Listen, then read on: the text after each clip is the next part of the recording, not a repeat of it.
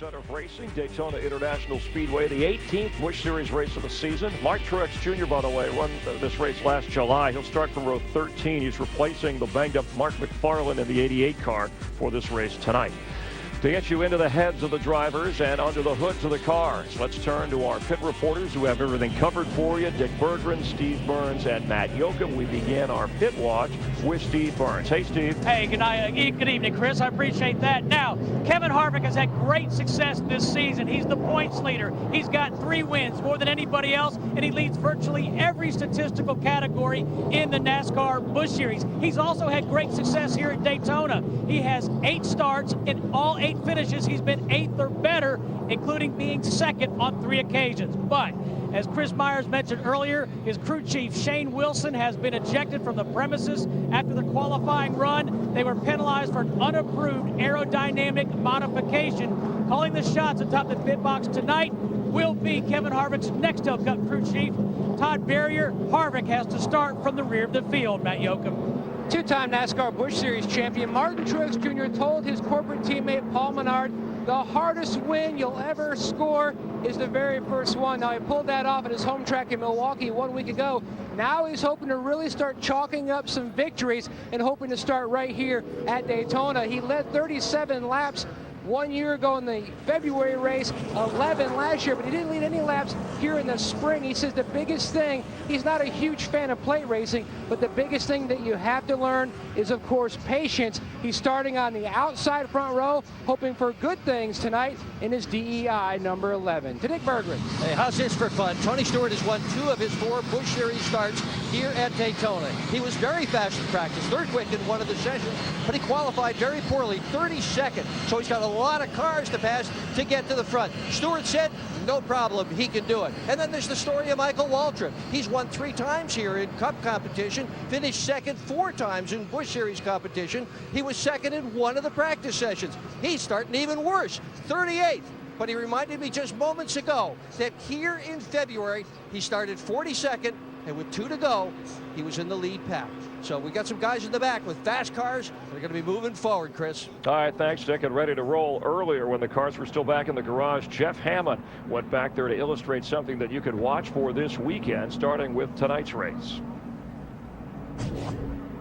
So you want to understand the difference between a Busch car and a Nextel Cup car when it comes to their drafting packages. As the air hits the nose of both of these cars, it comes up the windshield the same. But when it gets to the top of the Busch car, here's the big difference. The wicker on top roof of this car makes the air hit it and go above it. It loses contact with the roof like it does on the Nextel Cup car. Air follows all the way back on the Nextel Cup car while the air keeps way above the rear spoiler. That's the reason why you see this gurney lip and a taller spoiler on a Busch car than you do on the Nextel Cup car. You can see how the air stays attached, comes all the way down, hits the spoiler here, but it makes a very small opening that guys can draft up on. Now, but the other side of the equation, as that wicker works, it makes a huge hole, folks. I mean, a big hole. That's where the draft comes into play and the slingshot. Thanks, Chris. We want to tell you about 3 ways that this 250-mile race will be different from tomorrow night's 400-miler that you'll see on Fox. And first is the aerodynamic package that Jeff talked about. The result of that is the drivers can breathe the throttle without losing position or distance to the car in front. And if they pull up and have a run, they've got some pull out to pass horsepower because the car in front breaks such a big hole in the wind. That's one big difference. Yeah, the other big difference is the tires that they're running on the Busch cars. They're different than they are on the Cup. The reason being is these cars that got the bigger fuel cell, the Busch cars do, they can make longer runs. So Goodyear felt they needed a tire that would be a little more durable, so it's a harder tire. But the consequences is the cars aren't handling as well. And these guys have gotten their hands full. I don't know how many guys have told me my car is not driving anything like it did here in February. I'm sliding all over the place.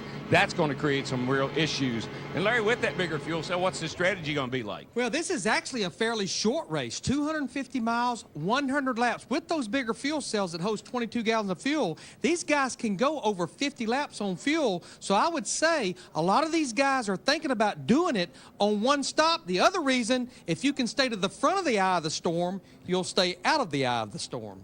We're about a lap and a half from a start here in Daytona. It got up into the mid to high 90s this afternoon. The air temperature has cooled quite a bit, and the track has come down from around 120 degrees earlier. No threat of rain. Good bit of clouds. Some of these guys, they've been out here 2 days practicing, qualifying. Some of the guys ran the IROC race last night, Tony Stewart.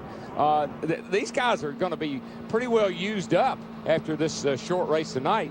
They're going to need all day tomorrow to get rested up for that race tomorrow night. Because a lot of them will be in that 400-miler tomorrow night. And that's another thing. All of their practice has been in the heat of the day. This is really the first time they're going to be on the racetrack at night when the track is much cooler. That's going to solve a lot of those handling problems, but for everyone. It's going to help. J.J. Yeley has won all 3 restrictor plate poles for the NASCAR Busch Series this year. 2 at Daytona, 1 at Talladega. And this is their final restrictor plate race of 2006. They do not go to Talladega in the fall when the Cup cars are there. Now, 2 things also that exist here, but this exists also in Nextel Cup. You see that yellow line? Below that yellow line is out of bounds. You cannot race below that yellow line, and they have a non-aggressive driving zone the whole racetrack. Yeah, exactly. I know last in February here, they had areas that you could bump draft in. But this time, coming back, all the racetrack is a no bump zone.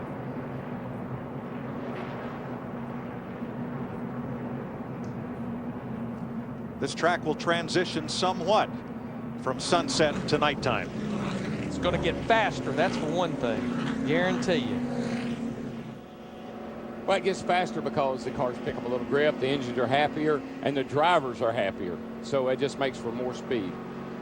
16 double-duty drivers running tonight and tomorrow night in the Nextel Cup race.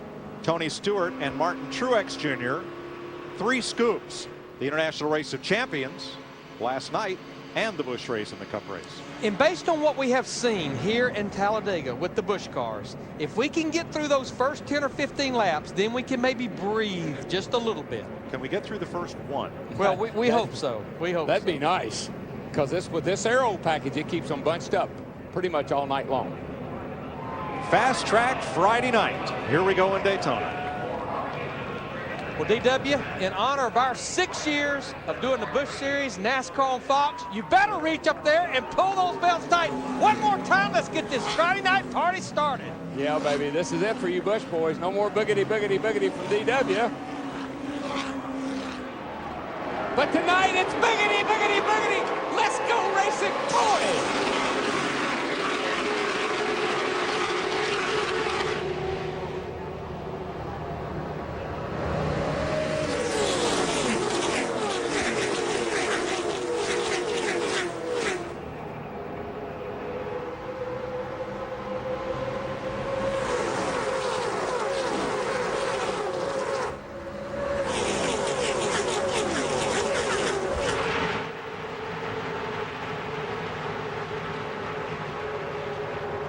Nice clean start. Yeley and his teammate Denny Hamlin hook up at the front. Outside pole sitter Menard dropping back to 8th. Yeah, he's up there all by himself right now, and the line is in the bottom. Everybody's to the bottom, single file.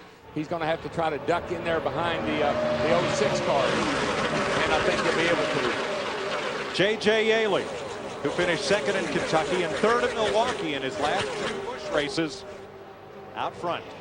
And pulling teammate Denny Hamlin in that 20 car with him, and that's Brian Vickers in the 57 car driving a Hendrick car. We know he'll be strong here just like he was at Talladega and back here in February.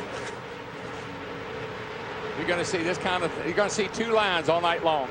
The bottom line is going to be the best line early here, but I think that top line will come in after they run a bit. Yeley told his crew chief he has decided to run just a little bit above that yellow line to try to save his tires. So 1st and 2nd, a little bit different line here at Daytona. Now, the yellow line, in my opinion, it's your best friend. It takes away anybody getting under you. If you stay on that yellow line, that's one less place you got to worry about somebody passing you. Now you see Paul Menard in the 11 car. It's set on the outside of the front row with Reed Sorensen in the 41. They have moved back to the high side. Before the race started, Brian Vickers told Peter Suspenzo and his crew that he actually wanted to run the high side, but here early in the race, he said that he's gotten a little bit loose, so he's staying on the bottom, and he's also turned off his bead blowers. The bead blowers are blowers that blow cold air or cool air on the bead of the tire, and it helps the buildup in the tire. If the car's a little loose, you turn them off, they'll build up some pressure, tighten the car up a little bit. That's in the front tires. He wants that air pressure to go in the 2 front tires. That's one of the adjustments that the driver can make during a run. There's a little bump, and that's acceptable. That's just bump drafting, and that's okay, as long as you don't slam into that guy. Reed Sorensen getting a little help from the 5 of Kyle Busch. And then people at home may say, well, what's the difference? Well, the difference is you don't pick the guy's rear wheels up off the ground. That's the difference. And you don't do it in the corner. On the straightaways, okay. Yeah, there's bump drafting, slam drafting, and then like we saw on the last lap at Milwaukee last Saturday night, dump drafting. Yeah. These cars just, they never stop moving around in this racetrack. And the driver, I mean, he's driving as hard as he can and doing the best he can, but they do a lot of moving around on their own, and you got to remember that. Let's watch this little move here. You'll see the 11 car kind of go across make the move across the back of the 8 car. Now watch the 8 car here. It's the 3rd car in line there. Watch him when he goes across here, touches him a little bit. See, Paul was going one way, Dale Jr. is going the other, and that's what caused Dale Jr. to get loose. Little casual contact at nearly 180 miles an hour. Junior has come to 2nd. There's his wingman, Menard, right with him in 3rd. 7 laps complete in Daytona. J.J. Yeley has led them all. J.J. Yeley led the first 8 laps. On the right of your screen, you see Dale Jr. going after him for the lead. Denny Hamlin got it. Hamlin has led the last 3 laps as he fought through way on the inside 3 wide to take the front spot. He just got a heck of a run down that back straightaway and just drove to the inside. Now Junior's been up alongside him. They were half a car length apart at the finish line last time by.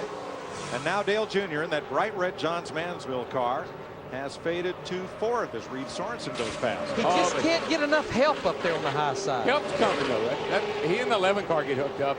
That's a good combination right there. Sauter, Kyle Busch, and Vickers.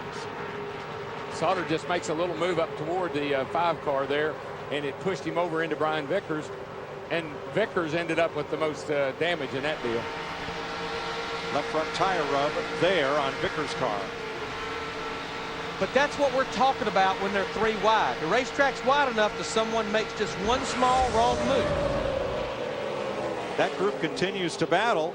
How about Brian Vickers, Steve?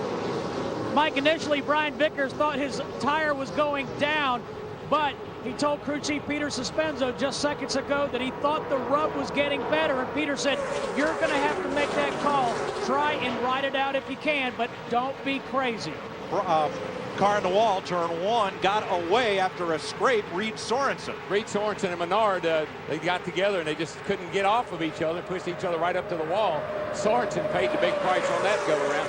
That's the downside of being on the outside. Watch this. Watch the 41. They hung together. Sorensen gets up there. I don't think he made any hard contact. Don't look like he hardly even touched the outside wall. I think that's another advantage to this aero package. You got so much rear blade that when this thing turns sideways, it just buries itself and you're able to drive out of it. Kevin Harvick, who had to start 42nd after a penalty post-qualifying, has climbed into the top 20. Harvick 17. As Junior's going to try and make it stick into turn 3, but don't know if he's going to get there. Just seems like right now, as you spoke a while ago, that yellow line is your friend. It's your friend to protect the bottom. Looks like it's your friend to continue to have the lead of the race. He continues to fight up there on the high side. Who's going to lead this lap? Hamlin. Yet again. These guys have become so draft savvy, all these guys, even Hamlin. Watch when he gets right up against Dale Jr. and side drafts him. He gets the advantage, Hamlin does, and is able to pull back in front of Dale Jr.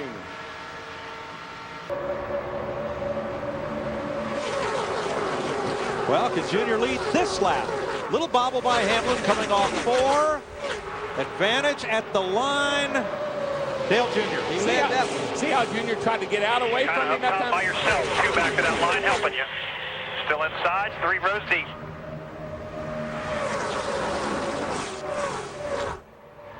Well, he almost brushed the wall right there. They are using every inch of this racetrack, and that just tells you there's not a lot of grip out there. Up high there is. He got a good run off turn 2 on the high side. He's actually going to be able to fall in front of Denny Hamlin in the 20 car. Now he solidly has the lead. His qualifying time, disallowed, unapproved aerodynamic modification started at the rear. He has now cracked the top 10. It's almost like he waited till things settled down a little bit, then he started working his way up through there. Oh yeah, I watched him. He wasn't even aggressive on the start. He just fell all the way to the back and rode along there for about 5 laps, kind of looking things over. Larry, must have been a pretty serious infraction because they escorted his crew chief out of the speedway. Well, it was totally different from what happened to Chad Knaus for the Daytona 500 with Jimmy Johnson, but very similar. Aerodynamics at Daytona, they disallowed his qualifying time, and I'm sure more will follow on Tuesday. That's somewhat penalty day with NASCAR.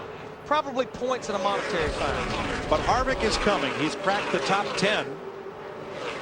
Just past Johnny Sauter for 8th place, and he's right up there to the lead draft. Kind of looks like the old days with the 8 car, Larry. Like, follow me, I'm the Pied Piper. That's it. They line up behind him, but there's Carl Edwards looking underneath him, and as good as Junior is up high, Carl is that good down low. And JJ right there in the 20 car Hamlin. And here comes Brian Vickers in the 57 car. Remember, had that incident off turn 4, had a tire rub. He's worked his way back in the top. I tell you, I've been impressed with Vickers' improvement on these restrictor plate races. I mean, he did really good at here in February in the Cup car. Had great runs at Talladega, finished 2nd, finished 3rd in the Cup race on Sunday over there. And tonight he's up here looking pretty good. And we know he's got a little damage from that contact earlier. He just doesn't have a teammate up there right now like he did at Talladega. And where's Tony? By himself in 26th place in that Dollar General Chevy. 9.5 seconds off the lead. Jeff? Mike, I've been watching Tony. It's almost like he got shook out of the draft. And once he lost him, he is now slowly, going back toward this other group, which is being led by Casey Kane and Bernie Lamar, which happens to be one of his teammates. But definitely his car is not working very good. And Dick Bergen, what's he saying on the radio? Well, he says he is just working the steering wheel as hard as he can. He said, quote, the car is real unhappy. But let's remember back to February. Tony Stewart also had a new car. Huge adjustments required to get the car to handle properly, including a shock absorber change. He won the race. Yeah, not counting an off-track excursion. That's right. Down through the infield, back up on the racetrack. Whatever's ill with that car, they've got 77 laps to figure it out. Tell you what, pretty impressed with this young man right here, Stephen Light. This is only his 7th Busch Series start driving for Robert Yates Racing. He qualified up there in the 4th position, and you know what? He's been very patiently hanging out here in the top 10. Right now, he's up there battling in the top 5. Good run for this young man. Well, you know, Larry, the Yates cars in general always run good at Daytona and Talladega. I mean, if they're looking forward to going somewhere, it's here in Talladega, and the Busch car is very, very the same way. 4 drivers within 1 second of the lead, but Matt Dale Earnhardt Jr. appears to have a car that can pull away. Junior has tried the bottom, he's tried the top. Junior says the car is just way too loose on exit. He needs to be extremely careful when he tries to run the bottom. That's why you see that he has climbed to the high side for the most part. His internet racing buddy, Denny Hamlin, his car is really free. He's just trying to hang on, and his corporate teammate in the 11, Paul Menard, extremely tight in that fluorescent yellow car. Well, that's the complaint I heard from almost every driver. Their cars were just really, really loose, looser than they've ever had them here before. Tell you somebody else, we've been talking about Kevin Harvick, the move he has made from the rear of the field. Michael Waltrip in this 99 car, he started back in 37th. He has now worked his way up to the 14th position, but you know what? He's got some big shoes to fill. David Ruderman, the last 3 races in this car, top 10 finishes. It has caught Michael's attention. Of course, it's getting mine, too, because I'm going to drive that thing in a couple of weeks. Oh, yeah. Martinsville, July the 22nd. Another 4 brothers. Stephen Light has moved into 4th behind Earnhardt, Yeley, and Edwards. Let's talk a little bit about the way Dale Earnhardt Jr. has taken control of this race. Well, right now, I mean, he's got it from the top side. He was talking how loose his car was. But I think talking to Tony Eury Sr., he's going to let Pop know exactly what he needs to do the first time this car comes to pit road. They'll make some adjustments to get it back where he can go to the bottom of the racetrack. But right now, he's just out there cruising, and I think this is where experience comes into play.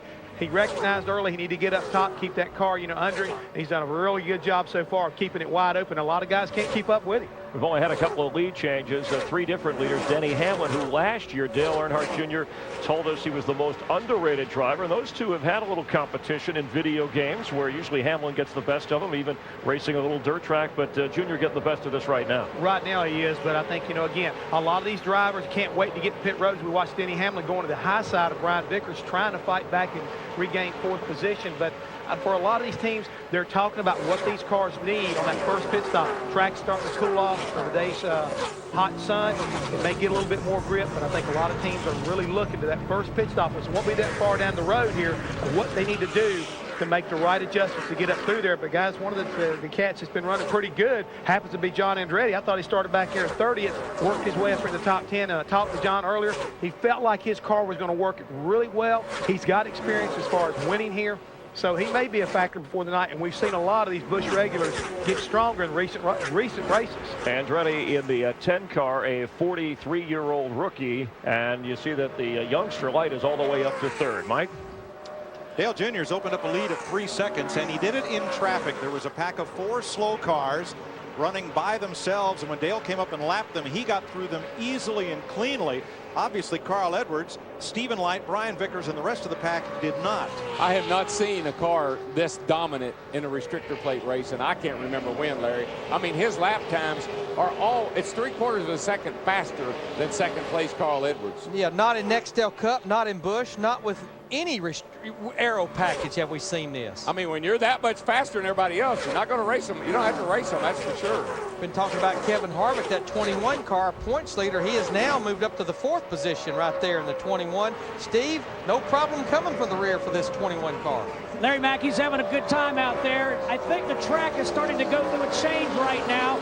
Kevin Harvick just said, I started off loose in, and right now my race car is tight off. Dick? Dale Earnhardt Jr. working past Tim Sauter, the Lester Building Chevy, and he has 3 seconds on Carl Edwards. What's making this car so fast, though, Mike, is he's able to, I guarantee you, he's holding it wide open. And everybody else they're having little handling issues. I'm not saying Dale Jr. doesn't have handling issues. We'll see him here in a minute. And he's making it look easy, but it's not all that easy. Just watch what I'm talking about. I mean, he's out here pulling away from the field, but he's not on cruise. Watch his car move around. Right there, he just about gets the back of it into the wall. I mean, he's driving the wheels off of it, pulling away. Carroll Richard Petty used to run that groove here at Daytona right up against the wall. And Petty said he found that the pressure of the air coming off the car created an air cushion between the car and the wall. It wasn't stable. The car would bounce around a bit, but it wouldn't hit the wall because of that cushion of air. And you have to get the confidence, Mike, that it's not going to hit the wall. Right. Stay in the gas and drive it, not back off and say, oh, gee, I'm going to hit the wall. Now, later, engineers found that made the car more draggy, shoving that air between the car and the wall, and in some cases could slow a car down.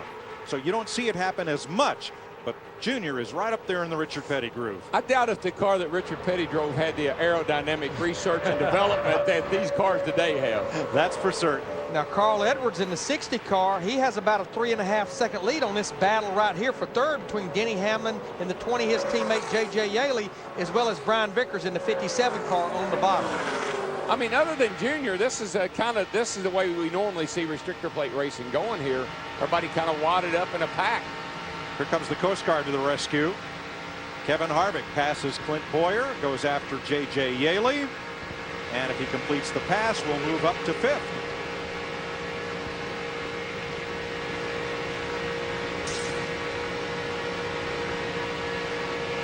And then he's only got about 4 seconds to make up to catch up with Dale Jr.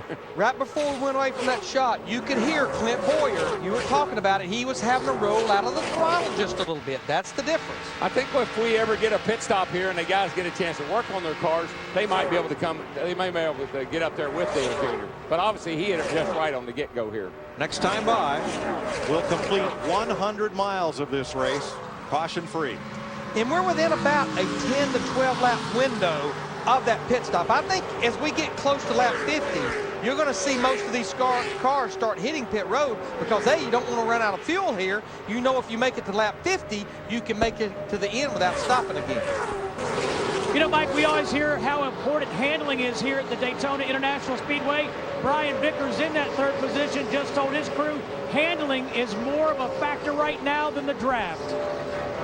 Well, when you have to get out of the throttle, you better believe it is. I say this all the time, but my favorite quote from a crew chief was, this thing's got 450 horsepower if you hold it wide open. And that's what Dale Jr. is doing, and he's pulling away from the field. 100 and 250 miles complete in Daytona. 44 of 100 laps complete. Average speed 181 miles an hour. We've been caution free. Jeff Spraker's just taken his Every and McCabe Chevrolet to the garage, where he will join Shane Hall as the two cars out of the race. The deal making is starting here. We're about 6 to 8 laps away from those pit stops. And here at Daytona, like Talladega, when you make a green flag stop, you'd like to have a partner coming with you. Maybe you can get hooked up. Because I'm going to tell you, if Dale Earnhardt Jr. had a partner, there's no telling how fast he would be. Here come a couple of the leaders. Denny Hamlin's coming into pit road. A lot of brake lockup for his teammate J.J. Yeley right behind him. Boy, a long stop on this 90 car for Stephen Light. That's the thing. If you're only going to make it in one stop, Dick, you can't have mistakes. No, and that was a long stop all on the right rear, Larry. Mechanics just under that right rear trying to get the tires squared away. Oh, and now the NASCAR official is holding Light on pit road. So he's got a penalty on top of that, and that is likely to ruin his chance of winning the race tonight. Vickers, Harvick, and Boyer in, Steve. Saw a mistake on Paul Tracy's car, the 34 car. It actually fell off the jack on the pit stop, and here comes, looks like Ashton Lewis Jr. in the 25 car, locking him up. Boyer's coming back in for a second time. And that will hurt his chances tonight. Yeah, green flag pit stops. I tell you, there's a lot of pressure on these teams to do it in 14 seconds and do it right. Well, and they've been out there running for 48 laps, almost 40 minutes at over 180 miles per hour, and they're trying to get down to 55 miles per hour. That has to be hard to do. Here's Todd Cleaver coming in, the 16. That's Greg Biffle. And the 66. Stop showing your box if you can, but try to come around the 95. Scott Wimmer in as well. Greg Biffle is a little bit aggravated with that situation right there. You could almost see it. Now, that's a bad move on those crew chiefs. You've got this window of laps to pit, and you've got 3 of them pitting together. It's just costing you valuable time. You need to communicate with each other and maybe stagger the laps that you come in. Make that 4 in a row as P.J. Jones comes in as well. Mike Reed Sorensen told Brian Patty, his crew chief, that the rear end is rotating very well, but the front end isn't working well at all. You see Kyle Busch stop on pit road to the right of your screen. Yeah, he missed his pit. Steve, P.J. Jones, I think it was coming out. Kyle didn't come in. Matt? And you've got Dale Earnhardt Jr. on his way down to his pit box. 4 different teams as the 66 crew members are running down pit road to push their car. 4 different teams came to Dale Earnhardt Jr.'s pit to see exactly when he was going to hit pit road. The 66 team pushing their car back. Junior stops a little long in the box. You can see the track bar adjustment being made. Well, Edwards can't get in his pit, Matt. A bad entry in his pit box. He's at an angle. He was saying he could barely hold on to it as Dale Earnhardt Jr.'s service is complete. The back of the car hanging out of the pit box. Left side tires going on. The car just way too loose. He couldn't run exactly on the racetrack where he wanted. Air pressure adjustment for the 60. They were pushing the 66 backwards, and Edwards had to loop around him and then duck into the pit box. We see Kevin Hamlin in the 4-car in. Dale Earnhardt Jr., of course, has now made his pit stop as we're halfway. But a lot of mistakes on pit road by drivers and crews that really are going to be costly when you have a race that has no caution so far. Yeah, but none were made by that crowd right there. I mean, they were perfect on the pits. This is Scott Wimmer's crew pushing his car back down pit road just about the time they get to where Carl Edwards in the 60 car needs to turn in. Carl Edwards can't turn in. And the clock is ticking the whole time that's going on. Jason Leffler has made his stop. He is the last of the lead lap cars to pit. What a tough break for Hamlin. He may have been out of gas. Can't get him going. Looks like to me some of these guys pushed the envelope on that fuel, so could be costly for Kevin Hamlin in his 4 car. Now they're looking for a little bit of ether maybe to get this car cranked, but the clock's ticking. Green flag stops are complete. We're halfway in the Winn-Dixi 250 presented by Pepsi. Earnhardt Jr. 10 seconds up on J.J. Yeley. Here's a look at the Craftsman pit summary. Nice move by Yeley's crew to get him from 6th to 2nd. And the thing about Junior is here, let's see what the 5 car, he's got problems here in the pits. These are pit problems under green. You see the 5 car could not get into his pit box because of the 43 car turning out, has to back up. All these are under green flag stops. Hold on, Larry. Caution's out. Caution is out. And that is good news for a ton of good race cars like Greg Biffle, Tony Stewart, Ashton Lewis Jr., Casey K, John Wood. There you see the 9 car having to be backed up under these green flag stops. Clint Boyer having to make a 2nd stop.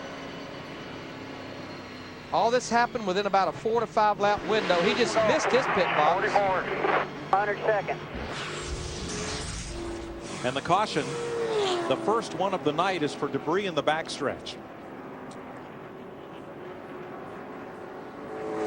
55 laps we went, including a pit stop at an average speed of 178 miles an hour. Now, one thing I noticed about the 8 car, he didn't pass anybody on the straightaways. He passed every one of those cars he got around and drove off from in the turns, which tells me his car is just handling perfect. Or at least it's handling better than everybody else's. John Wood will get the free pass, a.k.a. the Aaron's lucky dog, since he was the first car 1 lap down when the caution came out. There were a lot of cars fighting to stay that first car a lap down. He just happened to be the lucky one when the caution came out. I guess that's why they call it the lucky dog. That's exactly why they call it the lucky dog there. Didn't happen. Pit road is open. The leaders stayed out. Well, Dale Earnhardt Jr. stayed out. Here comes the rest of them. Well, this should make things really interesting. Carl Edwards leads J.J. Yeley, Denny Hamlin, Brian Vickers, Kevin Harvick, Menard, Wallace, Andretti, and a whole lot of others down pit road, Steve. Tough stop for Casey Kane. He came in, locked up the brake, and overshot his pit. They had to back him up. Honestly, I am not surprised with what happened there. Dale Earnhardt Jr., an awesome race car. It's driving good. He only had 4 or 5 laps on his tires. Everyone else obviously needed some adjustments to try to just get in the same zip code as this 8 car. Cars from 5th on back were cars that made pit stops under this caution. So Jason Leffler and John Andretti moved up to 3rd and 4th. Michael Waltrip up to 2nd. Well, we'll see who made the right changes on their cars as if they can hang with Dale Jr. And I think the thing it's safe to say, the 3 cars that stayed out and those 21 cars that pitted on the lead lap, they can all make it to the end without pitting, as we've got 40 laps to go. But Larry, just on that restart right there, that's just incredible acceleration to be able to pull off from everybody like that. Now, here they come. They're going to chase him down. Hopefully make a race out of this here, I'm thinking. But, man, he just sets out there and leads them around here. Comes Carl Edwards in the 60 car. Getting a little push from J.J. Yeley. He's going to slide up in front of P.J. Jones. The 60 car got a good run through the middle of 3 and 4. Yeah, and Yeley just couldn't get there in time to clear the lap car. Matt, trouble. Turn 4, 3 cars sideways. Oh, here we go. Bunches and bunches. Here comes another one, the 2 cars all the way through the grass. Reed Sorensen in it hard, along with Paul Tracy, the IndyCar star, and Clint Boyer are the 3 cars that spun. Johnny Sauter has damage to the nose of his 00, and we're under caution for the 2nd time tonight because cautions breed cautions. Danny O'Quinn hard into the outside wall in that 50 car. Darrell, what happened here mid-pack? Let's see if we can look back here and see who got into who. Somebody probably slid up the hill a little bit. Sorensen is sticking his nose in there between those 2 cars of Paul Tracy and whoever that was on the outside there, Kevin LePage.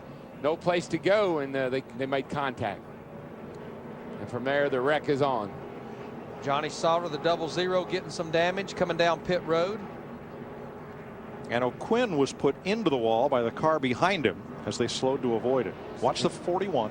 41 just trying to go where there's no way he could go there. There's not enough room. And when Paul Tracy needed a little room to come up, the 41 was in the hole.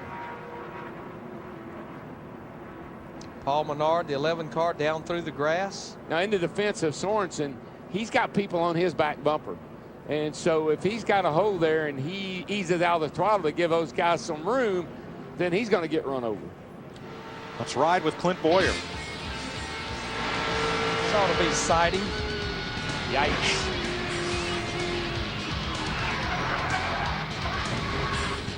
All the drivers out of their cars and okay.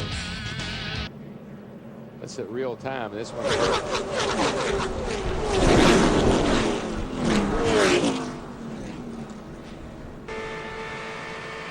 From Kenny Wallace. Stay high, stay high. Come down low, come down low. Good job, come on, come on. There was one of those number of people. You are so lucky. Yeah. That's our Aqua Velva out of the blue moment. In the head, get it slowed down. I'll tell you where to go. Just get back down. Pit road's fine. Pit road's fine if you need to get there. Stay on the racetrack now. Get up high and you're clear. Clear. Come on, come on, come on. You're good. Nothing coming at you hard. Nice That was job. Greg Biffle. Aqua Velva keeps your face toned and fit. You know what women say? It just feels better Are you okay? with an Aqua Velva band. I love that. That spotter did an outstanding job of getting him through that. It was calm the entire time. I'll tell you where to go. I'll tell you what to do. Just back it down. I love that. The red flag is out. We've completed 63 laps and the field has been stopped.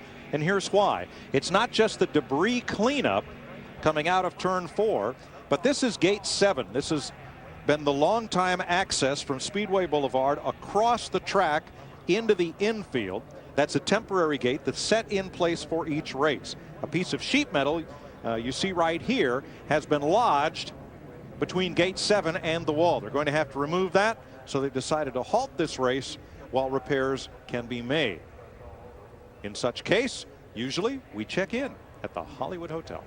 And those are the drivers, car numbers involved. And you take a look here at Johnny Sauter. He had a lot of damage to his car. Clint Boyer, Paul Tracy, definitely a lot of damage to his car. Reed Sorensen, Danny O'Quinn, he was parked to the outside. I think Kevin LePage and some of the other teams, they've got a little bit of damage. I don't think it's going to keep them from going on, but they'll have to come down pit road and effect repairs. Let's check in with Dick Berggren. Dick? Well, at a moment like this, Chris, ordinarily you hear drivers talking about changes that they'd like to have made to their car. You know, pull a spring rubber out here, add a little bit of wedge there. J.J. Yeley has just called for an ice pack and a peanut butter and cheese sandwich to be delivered to his race car. The wreck involving, well, triggered by Reed Sorensen, involving multiple cars, has us under a red flag here in Daytona. What happened? Well, all I know is we started on the outside there. There was a lot of lap cars, and I think it was the 56 came up in the lead lap lane there pretty quick, and I was going to shoot through the middle between him and the 34 car, and the hole closed up real quick and got into the guy on the outside when the 34 was coming up. So that's one of those things that happens here at Daytona and Talladega a lot. But we had a pretty good car tonight, and the tire that they chose for us is really slick out there, and I think that's why you're seeing everybody so spread out, is because it's just so slick out there. All right, good luck tomorrow night, Reed. Appreciate it. Glad you're all right. Matt? Steve, NASCAR just passed on word to the drivers about 3 minutes from having the work completed on the gate. Now, Tony, you're a senior. The biggest question your nephew has had is, do you remember the last time you had a 10-second lead at a place like Daytona? He said he remembered me having one, but I don't remember it. But, you know, the Menard Chevrolet, it's pretty good tonight. And, you know, it's just a matter of the same old Daytona in the summertime. If you can hold the throttle wide open, that's the guy that's going to win the race. And pretty much that whole run, he held the throttle wide open. There was one section in there he said he had to start getting off of it a little bit, but pretty much he's running wide open. You know, he said, I'm so loose that I'm wrecking. And I said, well, everybody else behind you is worse because you're 3/10 faster than them. So he ran like 7 or 8 laps letting off the gas, and then he said, well, it's coming back to me now. I said, I'm wide open again. So he just kept pulling away. And then after the pit stop, the 5-second lead turned into a 10-second lead. So haven't seen that at Daytona in a long time. And, you know, this tire just, it's gave us a handful this weekend. We worked hard to get the car as good as it is, and it's still it's still not as good as it needs to be at Daytona, but there's a lot of other people out there that's off. So hopefully we'll get it a little bit better the next time we stop, and maybe these guys won't get theirs. The other question Dale Jr. had, exactly how big is a 10-second lead? And his spotter, Joey Myers, said it's the entire length of the backstretch. He says, you know, that's surprising because every time I'm on the backstretch, I look at the big screen, and all I can see is the guy running in second. Dale Jr., we just talked to Pops over there, and tell the folks at home, if you can, why your car is awesome, buddy. I mean, and we know you're driving the wheels off of it. We got shots of you sideways, and I know it's not a cakewalk, but tell the folks at home why your car is so good tonight. Well, they brought a new tire here, this tire from Talladega or something that's really, really hard, and the car is pushing real bad or really, really loose. There's really no middle ground, and we've been fighting loose condition all week. We just kind of tuned on. Luckily, we ain't went too far and got tight. The car's just been real loose and sideways, but I hadn't had to lift yet. There's been a couple occasions where I had to get off the gas for a couple of bobbles, but for the most part, I can run the whole corner wide open, and I think a lot of guys are fighting that. Yeah, I mean, this is reminiscent of 2 or 3 years ago down here when nobody could really run with you, and it looks like you got that kind of car tonight. How do you feel about getting to the finish here now? Everybody's had a chance to work on them a little bit. You never know what the competition's going to be like till the very end. Well, buddy, I tell you, you look good out there tonight. This is like days of old. You look like the old Pied Piper. Follow me, and it looks like that's the way it's going to go. Good luck, and thanks for talking to us. Some sort of idea what kind of tires you was running on back in '79, because I couldn't keep that thing on the bottom for nothing down in 1 and 2 to save my life. So, pretty interesting night. Well, you're up there against the wall. You're up there in the Richard Petty groove. You're in the King groove right now, buddy, but you're looking good. Have a good one. If they show this thing on TV here, let me know what it looks like here as far as if it looks like it's already coming apart. Well, we're happy to oblige. Let's have a look here. You will see Tony Stewart come into view near the top of the screen. And let's roll this.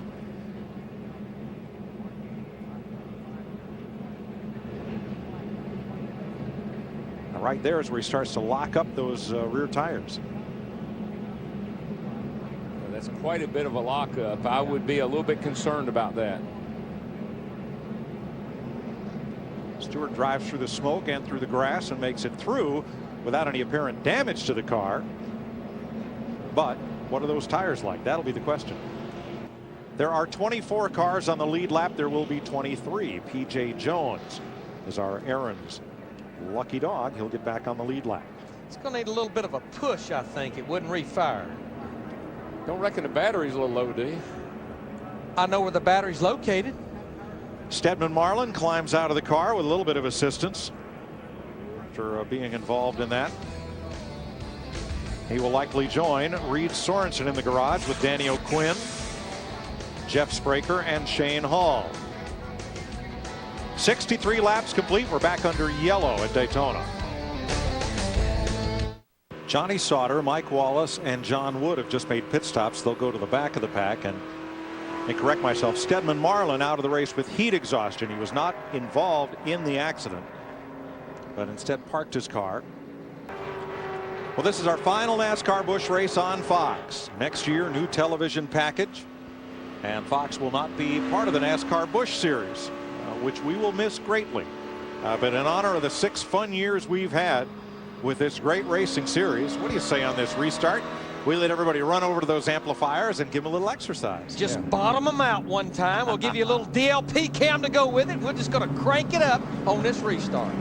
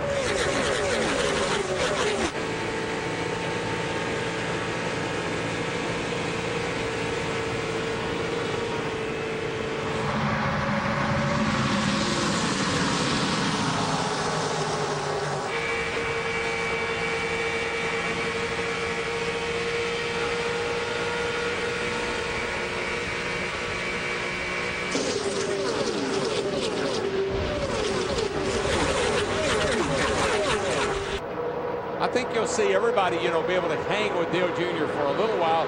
Fresh tires, they can hold their cars wide open for a little while, but it's after about 10, 15 laps when Dale Jr. will start to stretch it.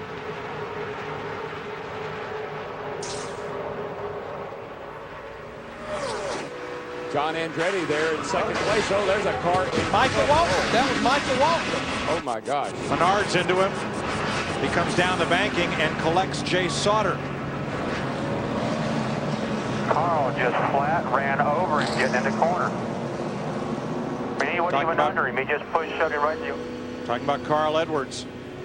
That was the contact that put us under the caution for the third time tonight. 20 car going by with damage.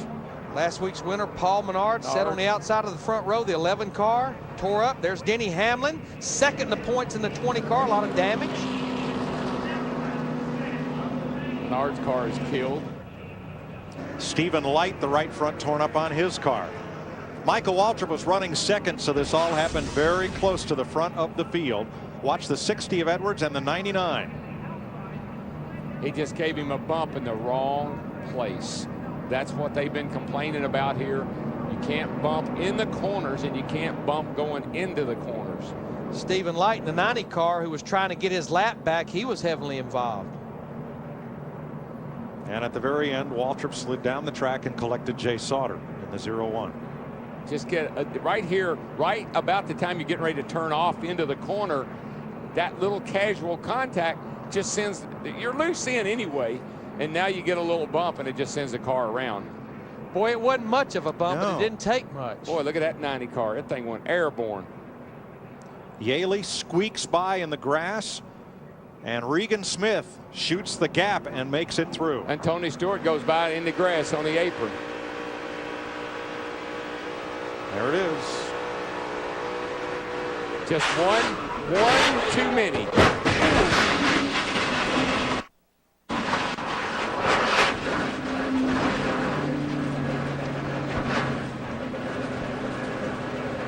Nice job by our folks at Broadcast Sports, getting the onboard views from Michael Waltrip.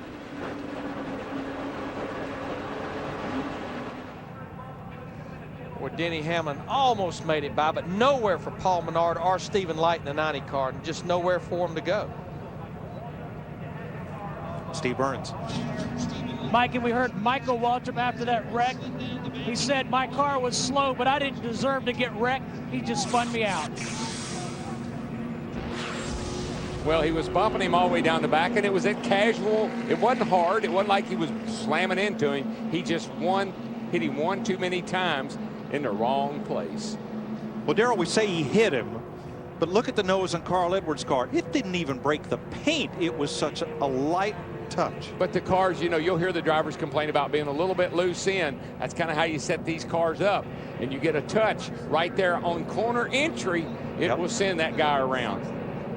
Here under caution with just 28 laps to go, Dale Earnhardt Jr., your leader, saw the accident with Michael Waltrip. Carl Edwards has been held a lap for aggressive driving. Yeah, he's getting ready to come down pit road. He's been told to come down pit road, put it in the pit box. They're going to hold him for one lap for aggressive driving.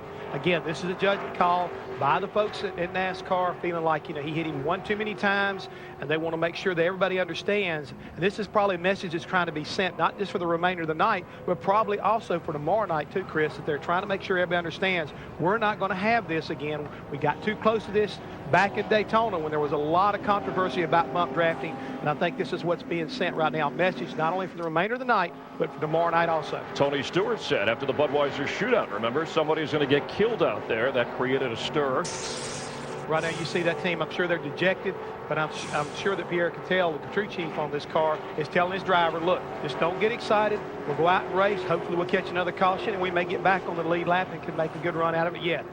And Michael Waltrip just out of the care center. Michael, we heard you say on the radio that maybe you were a little slow, but you just didn't deserve to get wrecked. Well, Carl, that was bump drafting gone bad. I mean, why he pushed me down in the corner, I don't know. I love Carl. He's a great racer. He just made a mistake. He got penalized. That's just, but my car is tore all to pieces. I'm real proud of the Aaron's team. You can see there on TV, he just lifts my wheels off the ground going in the corner. I like Carl. I even loaned him my body for that men's health shot. That was his head. Did not. Yeah, his head on my body. I love him that much.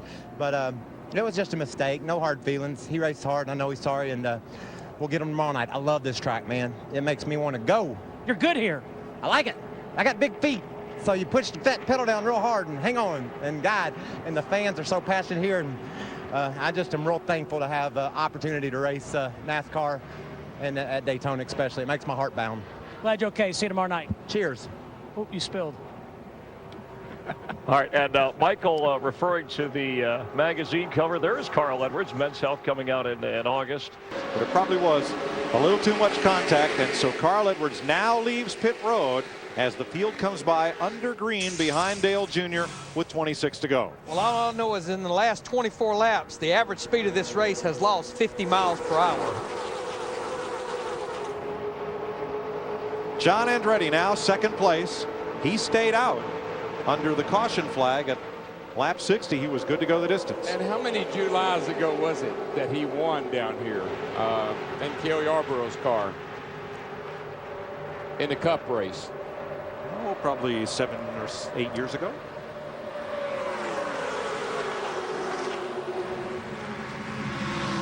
Yes, he did it here in 1997. John looking pretty racy in that 10 car. Kevin Harvick in that 21 car looked like he was going to go with him for a minute, but he tucks in behind Brian Vickers in the 57 car.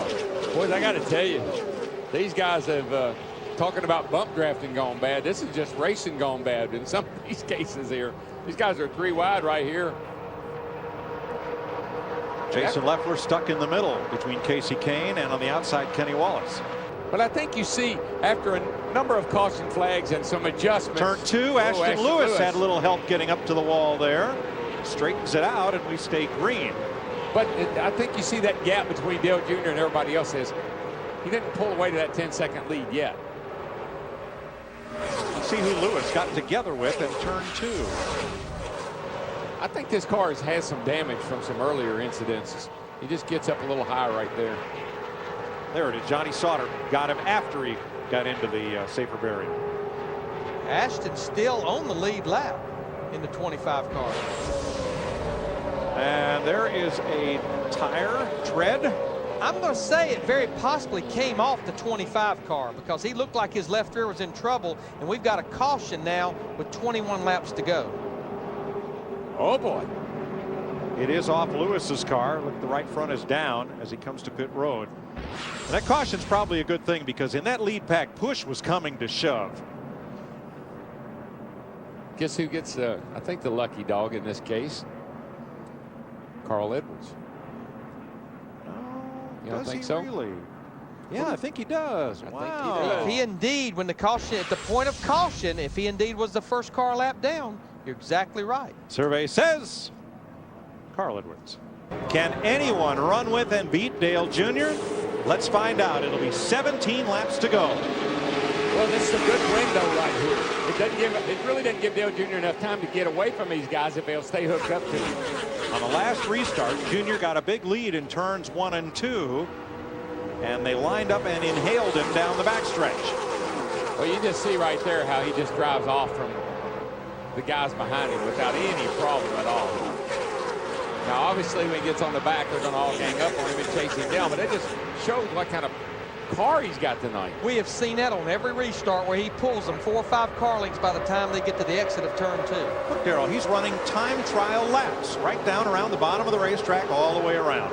He can run wherever he wants to. You watch, he'll run the bottom. I watch, he's going to slide up in front of Brian Vickers right here and close the door on Vickers. And all Vickers can do is just kind of get in behind him. Left front tire rub on Regan Smith. Wallace in the 1. Look at the push he gets from Kyle Busch going down the back straightaway. Oh, that's a bump. Right in the middle of the straightaway, though. He gets a second little push, and then I think Kyle Busch will finally get off of him before they turn down in the corner. They were hooked together. Harvick coming on the inside. Vickers on the outside with Andretti. And they're all chasing Dale Jr. Dale Jr.'s loving every bit of it. Tony Stewart in that 33 car with those fresh tires, he is fighting his way back up there, and I mean, he's doing it in a hurry. He's already back to the top 10. There you see him on the bottom of the racetrack, pulling up side by side with Mike Wallace in the 1. Trouble for Kasey Kahne. He's drifted all the way to the tail end of the pack, but still running. 7 to go, and behind Earnhardt, Brian Vickers, Kevin Harvick, Clint Boyer, and this is John Wood. Coming to pit road with a right front down. Well, a 2.5-mile racetrack, if it had to happen, it happened pretty conveniently because you can see it happened right there at the entrance to pit road. Now, John Wood was still on the lead lap with this 47 car. A break for the Armor All car, but we stay green. And guys, I know Brian Vickers, his plans are all set for 2007. Can you imagine how bad the kid wants to win a race, whether it's a Busch or a Nextel Cup race right now? You know what? I think he's just really happy right now. Not that he's leaving that team, but that he has somewhere to go, something to look forward to, and he's driving with confidence and ease. I watched some of his interviews now, Larry, and he's got a smile on his face, and the pressure's off. 5 laps to go. You notice that second pack, Mike Wallace in the 1 car, he's taking the lead of that group, bumped up into the 5th position. Carl Edwards in the 60 takes a look to the inside of Mike Wallace. Darrell, I think you were talking about it earlier. Your best friend right now would be that yellow line. You got it. Or an orange car. Junior has a tire going flat, he says. No. He's just messing with Pops. Well, he's fighting the wheel, Darrell. This time by will be 4 laps to go. 4 to go. You're 2 ahead of the group in your mirror. Saw some debris there. Penalty for Kyle Busch in the backstretch. He dipped below the yellow line. He'll get a drive-through penalty. And what that means, he must have gained a position. If he didn't gain a position or he gave it back, they would not penalize him. And this is pretty much going to take a car that's up there in the top 10 pretty much right out of the picture. Darrell, if Junior says he has a tire going soft, what's the difference in the, obviously it's not flat, it's not blown out. What's the difference in the field? I think every driver I've known in my whole career, 5 laps to go, something's wrong with the car. It's got a tire going down, the engine's starting to blow up. There's something wrong with the car. Especially when you've had a car like he's had tonight. Exactly, and it's always when you're really dominant like he's been tonight. He's led 82 laps of this race.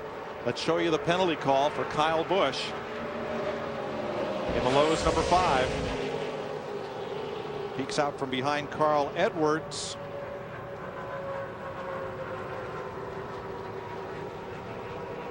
And gains position. Gained 2 or 3 positions, and that's the reason he's being penalized. He did not give those positions back. Well, you know, you can say that's pretty picky, but that's what that yellow line's there for. Don't go below it. Oh, we got a wreck over here. And it's Jason Leffler. Caution is out. This means we are probably going to go into overtime. And what is that going to mean for the drivers who did not stop on the caution at lap 57? Well, we've got some cars out there that we got 3 cars that stayed out, but most of those cars actually went a little further than the other cars, so I think they're going to be just fine. Let's see what we've had a lot of cautions to make up the difference. What caused this? It's the 38 car. The 5 is closing. Oh, the 38 gets into Martin Truex, has to lift up a little bit, and the 5 nailed him. That's just one of those chain reactions.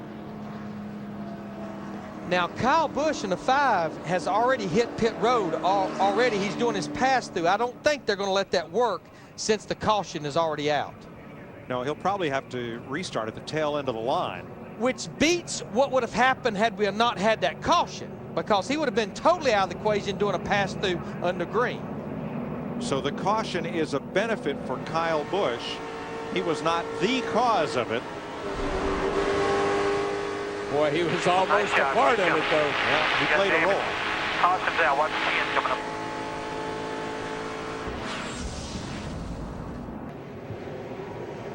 Brian Vickers' game has really risen. He's ready to win. It's just a matter of time. But will tonight be the night? Or Kevin Harvick, who started 42nd and runs 3rd? I think that 8 car is going to have to mess up here somehow, because he's just got too strong a car on these restarts and everywhere. He's just strong, man. Look at him pull away. Green flag will next see the white, and if we go caution free, it'll be the checker. Glad you threw that in there. That if? That if.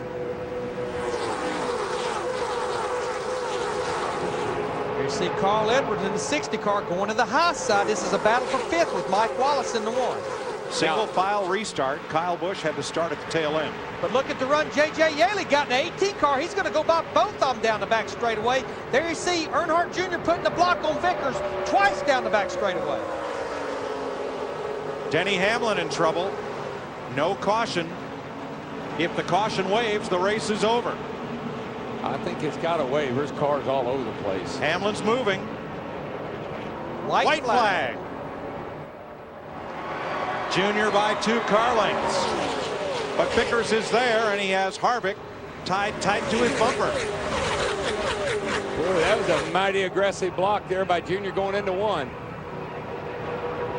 Darrell, he's driving the thing out the rearview mirror about as much as he is out the windshield. Now there are those 2 children's cars to the high side off turn 2. Junior just got such a whale of a run off of the turn 2 that time. I just don't think they can get to him. 3 ahead of that group in your mirror. Everybody's nose to tail. Junior stretching it out. That leaves 4 cars to fight for second. Here comes Yeley back, the pole sitter, trying to break into the top 4. And off the final turn, Dale Earnhardt Jr. scores his 21st NASCAR Busch Series victory. Carl Edwards fought his way back to a top 5 finish, finishing 5th. Oh, man, we got Ashton Lewis going around here at the line by himself. You heard the fireworks, and I think Lewis's tires blow out as he's spun to a halt. Dale Earnhardt Jr. led 88 of 103 laps tonight. He took the lead and never looked back.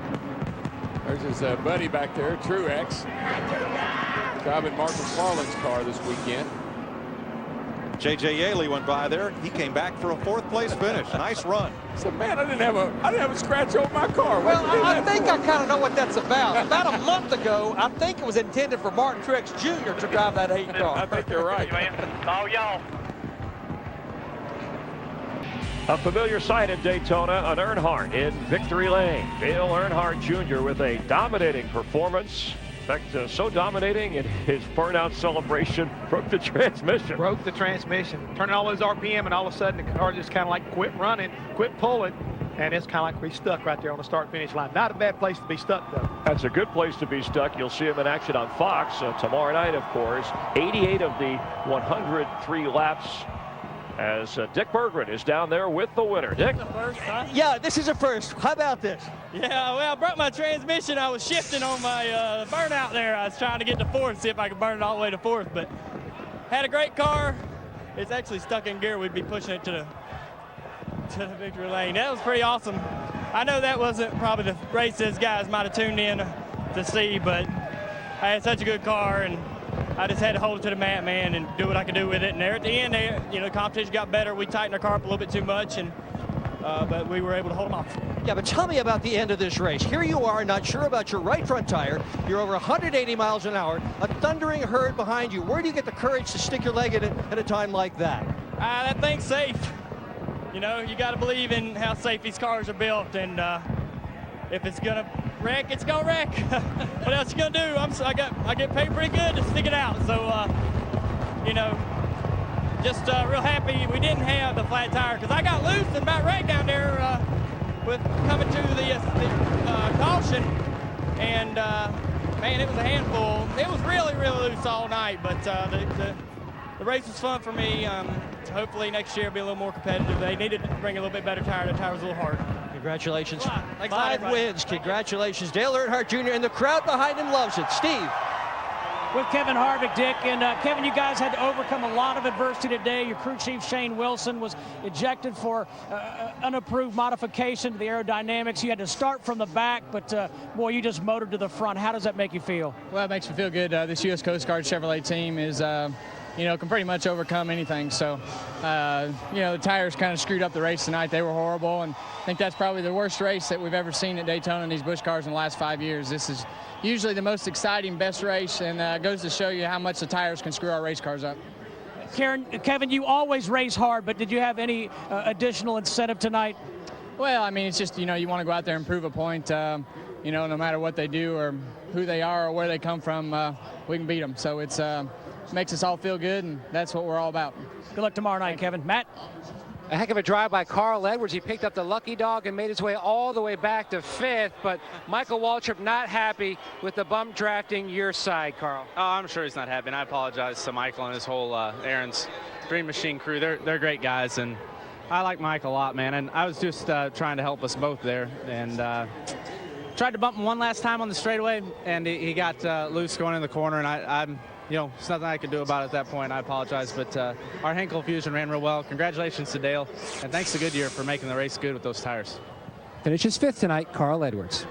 All right, thanks. A little bit of a mixture of the tire review from Carl Edwards to Dale Earnhardt Jr., even Kevin Harvick, as we take a look at the unofficial results. We only had 3 different leaders, 2 lead changes, 5 cautions, a bunch of those after we went caution-free for 56 laps. But Harvick, very impressive. J.J. Yeley, the pole sitter, had to work his way up. You see Carl Edwards finishing 5th. Martin Truex Jr. in for McFarlane. And we see Jamie McMurray, Tony Stewart. Yeah, didn't have quite the run I think he was looking for in a brand new ride there. Finishes up 12th, but a great run by P.J. Jones in that 43 car. Kevin LePage at 19th, and Johnny Sauter, a couple of guys that were involved. We had 2 different wrecks, one involving 7 cars, the next one about 7 or 8 cars. All drivers okay, but it took some drivers out of the race. And as you pointed out at the time, Dale Earnhardt Jr. staying out, so it allowed him to avoid getting caught up in those wrecks. Good call right there by Tony Eury Sr. by keeping him out, kept him out of trouble. But he also had a great race car, had no reason to come to pit road. And I mean, let's face it, he put a whooping on him. Brian Vickers, best finish of this year. He's standing by with our Steve Burns, the 2nd place finisher. Thanks, Chris. And at the end of that race, Brian, we heard your crew chief, Peter Suspenzo, say how improved you've become on these restrictor plate races. But was there any scenario in which you're going to be able to get by that 8 car? Man, I don't think so. I'll tell you what, so proud of this ride of Chevy. It was fast all night. The guys did a good job in the pits. The Hendrick Speedway department, they gave me a great car. I'm going to tell you what, it was not by a lack of effort from them guys or the engine department, but that 8 car, man, he had like a 5th gear. There was a couple times on the restart. It was a perfect restart. We had a run at him, 4 or 5 cars bumper to bumper pushing. And as soon as he was ready to pull out, block, and go, he just, dropped the hammer and went. I don't think there was any scenario other than maybe him wrecking, having a flat tire or something like that. But congratulations to those guys. I'm really proud of these guys. We ran well all night and had a good race. Good luck tomorrow night, Brian. Good job. Thank you. Chris Myers. All right, thanks, Steve and Brian. Another terrific run. Kevin Harvick has opened up the largest points lead so far this year. He's pretty much dominated after 18 of 35 Busch Series races. Carl Edwards running 2nd, Greg Biffle 6th, Bernard 7th. Let's check in for some final thoughts from tonight. Looking forward to tomorrow night on Fox. Rejoin Darrell.